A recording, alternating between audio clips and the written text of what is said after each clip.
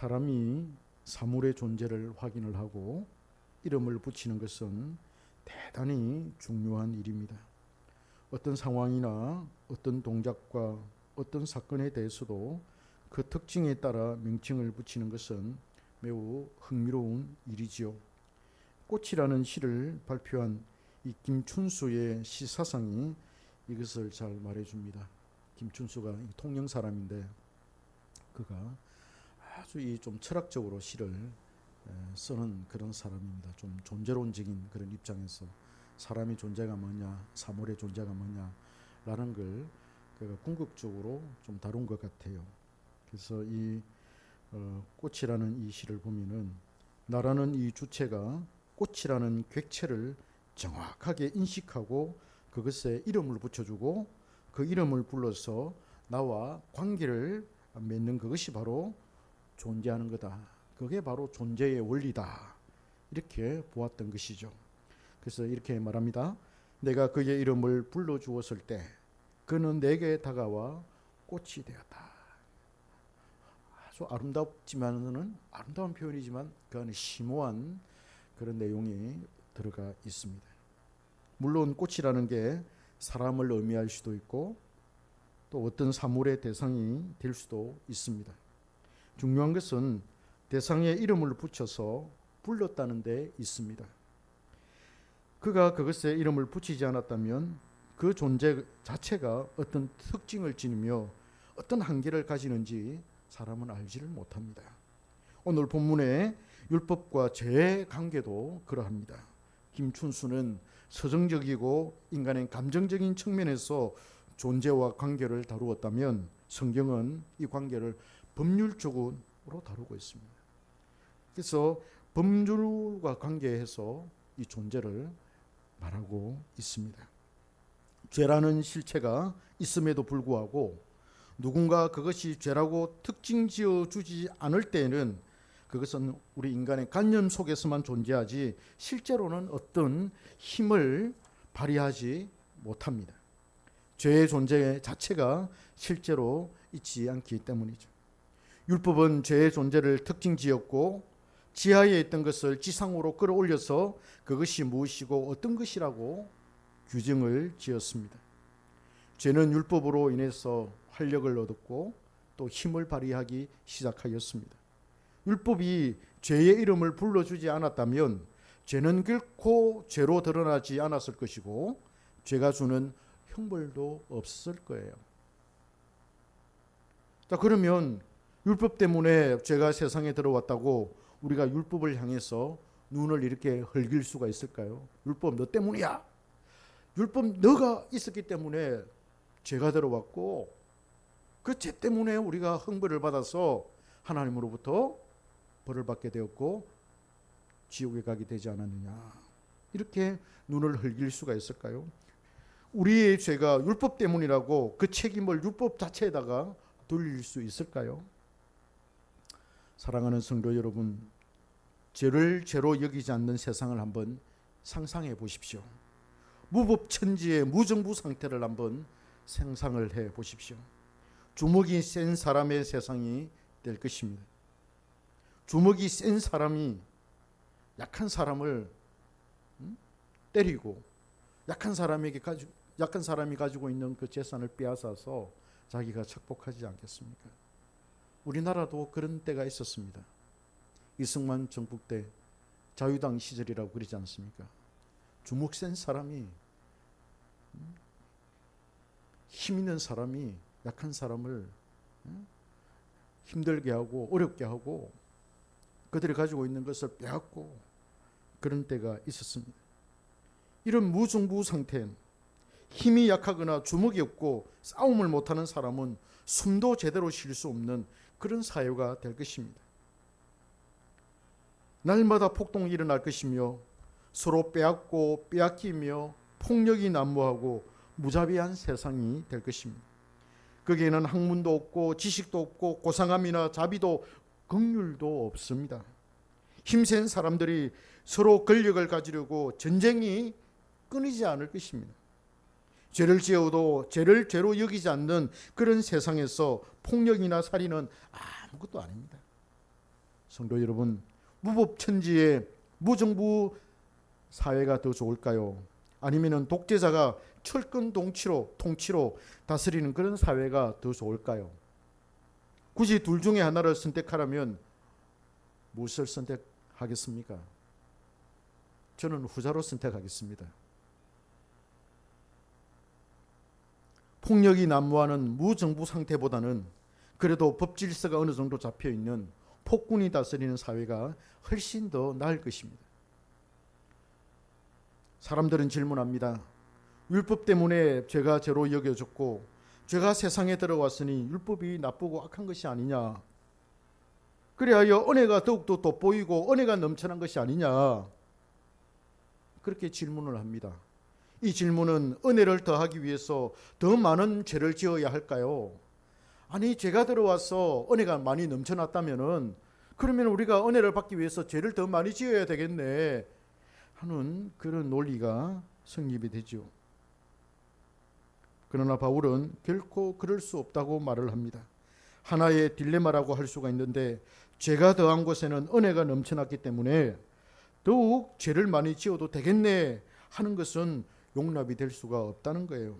은혜로 인해서 성령이 사람의 마음속에 들어오시면 성령께서 그리스도의 보혈로 인해서 죄 사함의 확신, 사죄의 확신을 주실 뿐만 아니라 그리스도께서 이루어 놓으신 모든 율법의 의를 적용시켜 주시기 때문에 성령을 받은 그 사람은 죄를 미워하고 하나님의 법에 복종하게 된다는 것입니다. 그래야 결코 그럴 수 없느니라고 사도 바울은 말합니다. 마찬가지입니다. 율법 때문에 죄가 세상에 들어왔으니 율법은 악하고 나쁘다고 생각해서는 안 된다는 거예요. 실제로 바울은 10절에서 말합니다. 생명을 약속한 모든 계명이 우리에게 죽음으로 증명이 되었다. 한글 성경에는 생명에 이르게 할 그 계명이 내게 대하여 도리어 사망에 이르게 하는 것이 되었도다라고 그렇게 말합니다. 우리를 살리기 위해서 율법이 주어졌지만 오히려 그것이 우리를 죽였다라고 말합니다. 살리기 위해서 찾아온 그 율법이 우리를 죽였다, 사람을 죽였다라고 그렇게 말합니다. 우리를 죄 아래에 가두어 넣었다. 뭐가? 율법이 없었을 때는 죄를 지어도 죄가 죄로 여겨지지 않았는데, 율법 때문에 율법이 와가지고 죄를 죄로 여기게 만들었고 우리로 죄인으로 만들었다, 그렇게 말하는 것입니다. 죄가 기회를 타고 우리에게 와서는 우리를 죽였다라고 할 때 이 기회가 바로 율법의 선포를 말하는 것입니다. 선한 것이 나에게 죽음을 가져올 수 있는가? 율법이 선하다고 그러는데 이 선한 율법이 나에게 죽음을 가져올 수 있는가 하는 그런 질문이 주어집니다. 그러나 바울은 결코 그럴 수 없다는 거예요. 선한 것으로 말미암아 나에게 죽음을 가져다 준 것은 죄입니다. 죄가 내 안에 죽음을 생산한다고 규정을 하지요. 바울은 율법과 죄의 상관성이 있지만은 그 책임에 대해서는 그 관계를 완전히 끊어버립니다. 죄는 죄이고 율법은 율법이라는 거예요. 우리를 죽이고 사망에 이르게 하는 것은 율법이 아니라 우리 속에 있는 죄라는 것입니다. 바울이 그래서 죄를 인격화시킵니다. 죄를 더욱 대상화시켜서 죄라는 덩어리가 사람 속에 들어와서 죄를 짓게 하여 그 벌로 사람은 사망에 이르게 되었다, 그렇게 말합니다. 계명으로 말미암아 죄가 청량할 수 없을 정도로 넘쳐나도록 한 것과 사망에 이르게 한 것에 대해서는 구별과 차이를 말하고 있어요. 죄는 나의 본성과 욕심에서 비롯되었습니다. 자신의 욕망을 만족시키기 위해서 하나님의 명령을 무시하여 그 명령을 어겼기 때문이죠. 그리하여 바울은 12절에서 율법과 계명은 거룩하고 어렵고 선한 것이라고 말합니다. 14절에서도 율법은 신령한 것이라고 말하지요. 영적인 것이라고 말하는 것입니다. 이 말은 또 6절 말씀과 관련이 되는데, 우리가 율법에서 벗어난 것은 율법에 대하여 죽었기 때문에 율법에서 벗어났으며 이제 율법의 조문에 묵은 오래된 것으로 섬기는 것이 아니라 영의 새로운 것으로 섬기게 되었다라고 그렇게 말합니다. 그런 의미에서 율법은 영적인 것이요 신령한 것입니다. 율법의 정신을 섬기게 되었다는 것입니다. 그럼 율법의 정신이라는 게 뭡니까? 사랑입니다. 하나님을 사랑하고 이웃을 사랑하는 것입니다. 이것이 율법의 대강령이지요.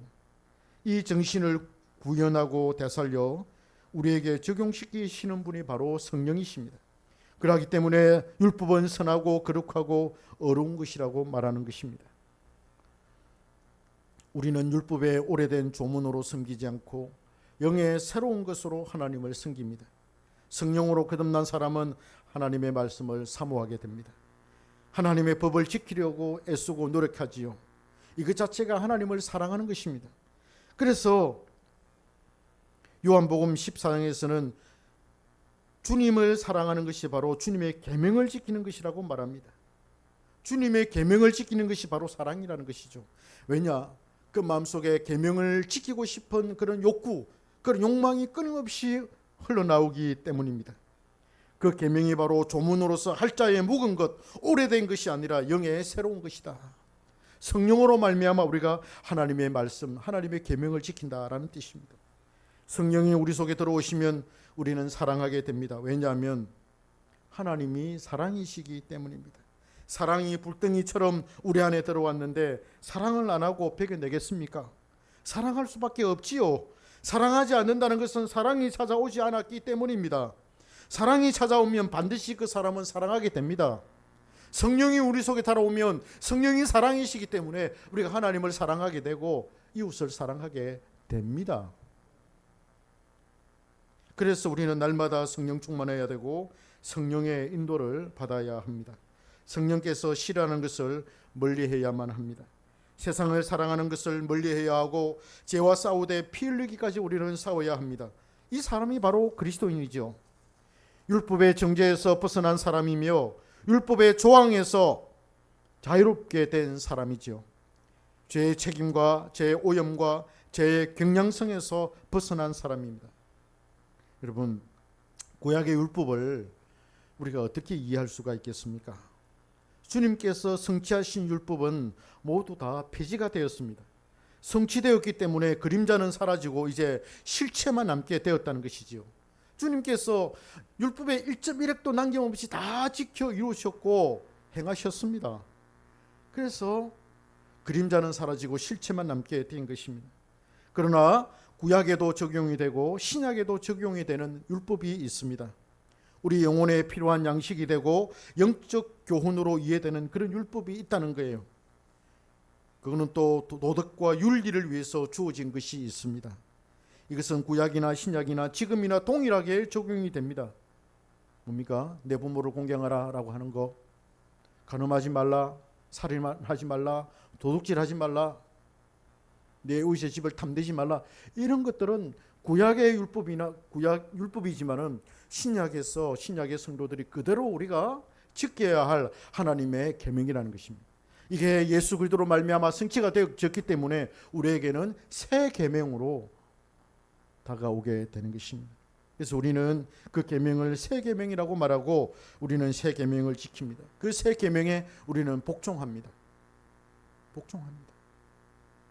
그래서 우리는 구약의 말씀들을 통해서 우리 영적인 교훈을 얻고 또 도덕과 윤리를 위해서 하나님의 백성으로서의 합당한 삶을 위해서 지켜야 할 그런 조항들이 있는데 그게 새 계명으로 바뀌어졌다는 거예요. 다른 예를 들자면 우리가 사람을 보고 여자를 보고 음욕을 품었다. 그러면 구약의 율법에 대해서는 마음속에 있는 것이기 때문에 그게 죄가 아니지만은 죄로 이렇게 정해지지 않지만은 예수님의 새 계명에서는 마음으로 짓는 것까지도 죄가 된다. 마음으로 남을 미워하는 것. 우리가 살인을 해야만 살인죄를 지었다라고 말하지만은 그러나 마음으로 남을 미워하는 것 자체가 살인죄를 지었다. 마음으로 짓는 것, 새 계명은 마음으로 행하는 것. 그게 바로 죄가 된다라고 주님께서 말씀을 하십니다. 그래서 우리는 이 계명을 철저히 지킬 필요가 있는 것입니다. 새 계명을 무엇으로 지킵니까? 성령으로 지키는 거예요. 내 능력과 내 노력으로 물론 하겠지만은, 그러나 성령께서 내 노력, 내 열심, 내 의지를 강하게 붙들어 주지 않으면 우리는 할 수가 없어요. 그래서 우리 그게 뭐냐? 성화라는 거예요. sanctification. 성화의 삶을 살아가게 돼. 날마다 하나님의 이 거룩한 새 계명을 지킴으로 말미암아 내가 거룩하게 되어지고 내가 하나님의 사람으로 조금씩 바뀌어져 간다는 거예요. 이게 바로 성화의 삶입니다. 그래서 우리는 율법을 아예 예수 그리스도로 말미암아 율법을 성취했고, 우리가 율법을 다 지킨 사람으로 그렇게 판명이 났고, 그러나 실제적으로 우리 죄의 속성이 있기 때문에 조금씩 우리가 거룩한 삶을, 성화의 삶을 살아감으로 말미암아 내가 율법을 완성한 사람이다. 예수 그리스도께서 율법을 완성하시기 때문에 나도 율법을 완성해 간다라는 걸, 우리 완전히는 아니지만은 그러나 그런 삶을 살게 되는 것입니다. 그래서 우리는 사랑해야 합니다. 그 율법의 새 계명의 정신이 뭐냐? 사랑입니다. 사랑입니다. 하나님을 먼저 사랑하고 그 다음에 이웃을 사랑하는 거예요. 가족을 사랑하고 우리 옆집에 있는 나와 함께 공동체 생활하는 그런 사람들을 사랑하는 거예요. 우리는 사랑을 받는 데 익숙해 있어요. 사랑을 주는 것보다도 사랑을 받기를 원하는 그런 욕구를 가지고 있는데, 이거 바꿔야 돼요. 어쨌든지 간에 내가 사랑하려고 그러고, 내가 다가가서 내가 용서를 먼저 구하려고 그러고, 내가 먼저 말을 걸려고 그러고, 내가 먼저 베풀려고 그러고, 이런 마음을 먼저 가져야 합니다. 사랑받기보다는 사랑하려고 그러고. 이게 그리스도인입니다. 우리는 이런 삶을 살려고 노력해야만 합니다. 이것이 율법을 완성하는 거예요. 율법 자체는 거룩하고 신령한 것입니다. 우리는 그것을 하나님의 말씀으로 받고 그것을 우리는 사랑합니다.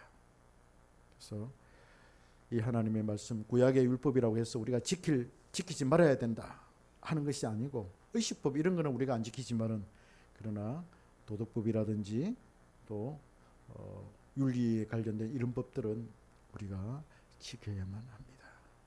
그래서 구약과 신약에 이렇게 연결되어지는 그 하나님의 법을 우리가 새 계명이라 이렇게 생각하고 그 계명을 잘 지키는 하나님의 모든 진 백성들이 되기를 소망합니다.